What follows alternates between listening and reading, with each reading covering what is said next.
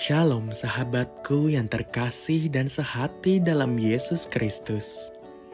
Jumpa lagi kita pada kesempatan kali ini.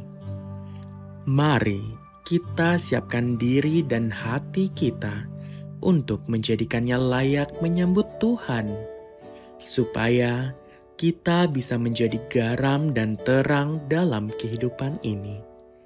Tentunya dengan bersama kita resapi Renungan Sabda Pendalaman Iman presented by BPK PKK KAJ. Bacaan dari Injil Markus bab 12 ayat 1 sampai 12. Lalu Yesus mulai berbicara kepada mereka dalam perumpamaan. Ada seseorang membuka kebun anggur dan membuat pagar sekelilingnya. Ia menggali lubang tempat memeras anggur dan mendirikan menara jaga. Kemudian ia menyewakan kebun itu kepada penggarap-penggarap lalu berangkat ke negeri lain.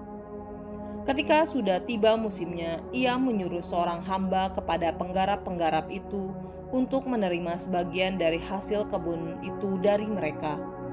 Tetapi mereka menangkap hamba itu dan memukulnya, lalu menyuruhnya pergi dengan tangan hampa.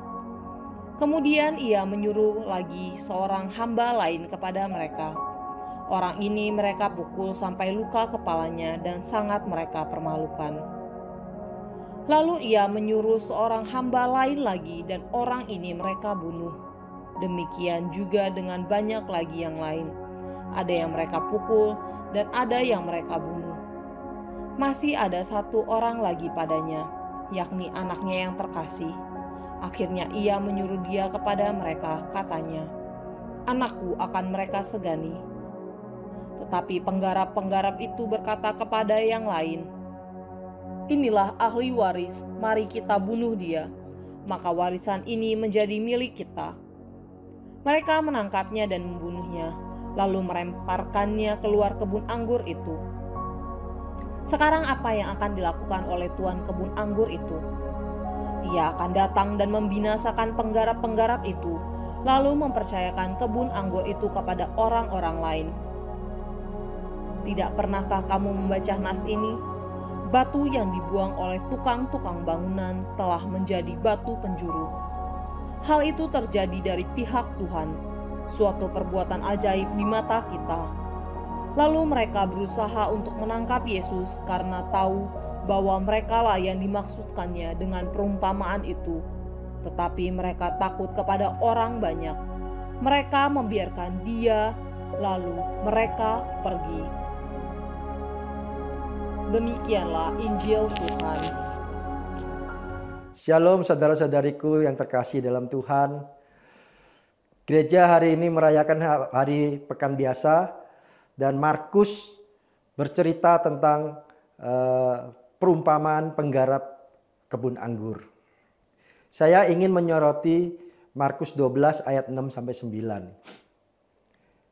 Masih ada satu orang lagi padanya, yakni anaknya yang terkasih. Akhirnya ia menyuruh dia kepada mereka, katanya, "Anakku akan mereka segani."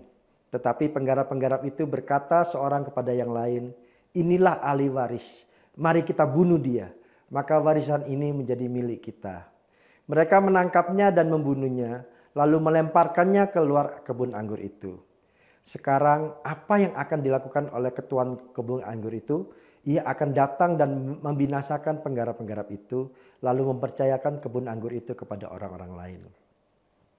Saudara-saudariku yang terkasih dalam Tuhan, siapakah penggarap-penggarap kebun anggur itu? Penggarap-penggarap kebun anggur itu adalah kita. Saya dan saudara-saudara semua. Kalau perumpamaan ini kita tanggapi bahwa penggarap-penggarap itu adalah kita semua, mari kita berpikir, merubah mindset kita. Banyak sekali orang di dunia ini yang tidak tahu bahwa lahan dunia ini adalah pemberian Tuhan. Tidak tahu, mereka menggarap seperti garapannya sendiri, seperti miliknya sendiri, ya.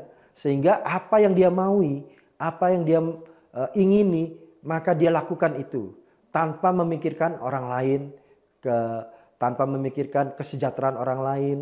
Mereka melakukan itu. Dan kita semua penggarap-penggarap.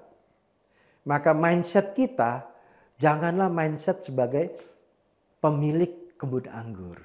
Kalau pemilik kebun anggur pasti dia inginkan hasil, ya. Dia yang memiliki lahan, dia memiliki sumbernya. Tinggal kita mengolahnya dan dia memperoleh hasilnya. Itu wajar sebagai pemilik kebun anggur. Tapi kita sebagai penggarap, kenapa? Kita tidak punya modal, ya. Kita tidak punya modal, kita diberikan anugerah talenta dari Tuhan. Sehingga kita dapat mengolah lahan yang Tuhan berikan ini menjadi berguna, ya. Pertama kita harus kembalikan pada Tuhan, ya, kembalikan pada pemilik kebun anggur ini, yaitu Tuhan. Dan akhirnya kita juga berguna bagi orang lain, sesama kita. Nah, saudara-saudariku yang terkasih, jangan kita berpikir bahwa kita ini ahli waris. Benar kita ahli waris kerajaan Allah. Tapi kalau kita tidak lakukan dengan benar, kita bisa dibunuh, ya, bisa dibuang, dilemparkan dari luar kebun anggur, ya. Bagaimana? Yang melemparkan, oke, Tuhan sendiri, itu udah pada titik terakhirnya, ya.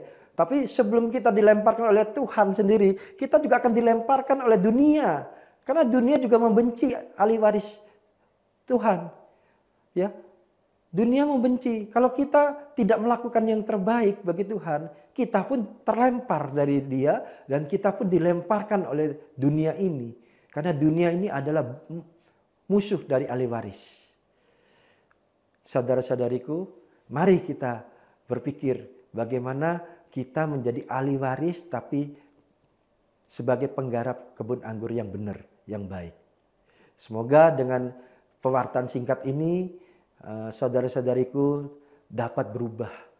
Mulai hari ini dan seterusnya, tanamkan dalam pikiran saya, tanamkan dalam pikiran kita bahwa kita menjadi penggarap kebun anggur walaupun kita ahli waris. Kita menjadi penggarap lahan Tuhan walaupun kita ahli waris anak-anak Allah. Maka hidup kita akan berguna bagi sesama dan bagi Tuhan. Apalah artinya hidup kita kalau kita tidak berguna bagi sesama? Kita hidup pagi, bangun tidur, makan, terus kemudian pergi segala macam. Semuanya demi kepentingan sendiri, pulang akhir tidur lagi. Terus begitu bergulir sampai seumur hidup. Gak ada gunanya. Kita mau berguna bagi sesama, ya, dan otomatis kita berguna juga buat Tuhan, gitu ya.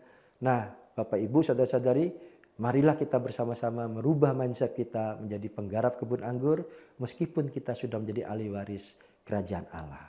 Amin. Mari kita satukan dalam doa, dalam nama Bapa dan Putra dan Roh Kudus. Amin. Bapa dalam surga, kami sungguh bersyukur dan terima kasih karena hari ini kami mendapatkan pengajaran baru dari Engkau bahwa kami memang harus menjadi penggarap-penggarap kebun anggur yang baik, yang taat, karena kami menyadari bahwa kami bukanlah apa-apa, kami tidak mempunyai apa-apa, tapi Engkau memberikan talenta bagi kami, anugerah talenta yang begitu luar biasa sehingga kami dapat berguna bagi sesama dan juga bagi Engkau. Tuhan, berikanlah kami hikmat marifat-Mu agar kami dapat menjalankan tugas kami sebagai penggarap kebun anggur meskipun kami sudah menjadi ahli waris kerajaan-Mu. Terima kasih Tuhan, kemuliaan kepada Bapa dan Putra dan Roh Kudus seperti pada permulaan, sekarang, selalu dan sepanjang segala abad. Amin. Dalam nama Bapa dan Putra dan Roh Kudus. Amin.